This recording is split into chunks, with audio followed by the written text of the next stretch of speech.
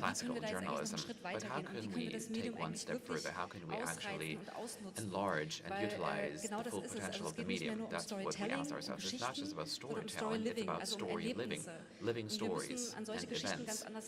So we are taking a different approach here. The question is, what role can be attributed to the user so that they can actually relive something?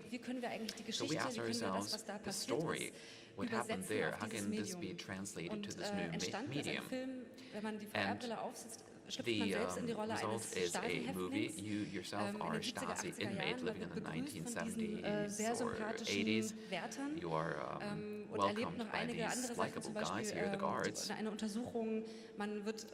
You're searched, examined, questioned, interrogated, the psychological strategies. That's what you experience hands-on. So you're about to come into this prison and you don't really know why you ended up in this prison, what's going to happen to you. Users, of course, can then take off the goggle and are liberated, as it were. So this is a very complex story. And how can this be converted to this medium and conveyed differently from a museum visit or interviews with contemporaries, people living at that time? We hired a total of 7 actors, such as him, who plays an inmate in the neighboring cell, who's a snitch. And we did a reenactment. We looked into interviews with people living at that time. We looked into the logs, and we also wanted to translate those snippets of information into loci. So there's a difference between video and 360 degrees. So these events need to be converted to loci. What this resulted in is a 9-minute video. During the premiere at Hohenschönhausen, we showed it to the widow of Jürgen Fuchs, who was basically the basis of our storyboard. And we were quite concerned because we didn't know how she would react or how would the contemporaries actually would react.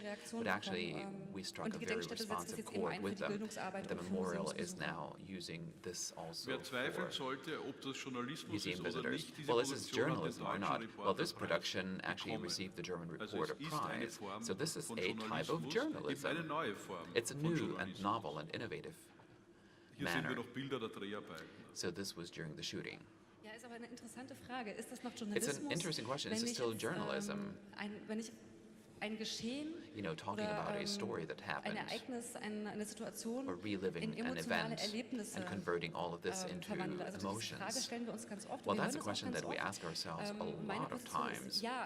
I think it still is, because we have been using journalist methods. We did fact checks, we did a lot of research, the props, the location.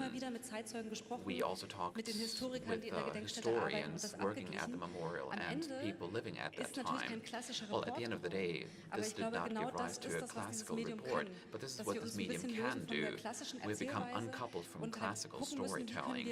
Rather, we try to apply journalistic methods while creating events. That allows us to test the limits of this medium. What's your take on this? Story living, storytelling.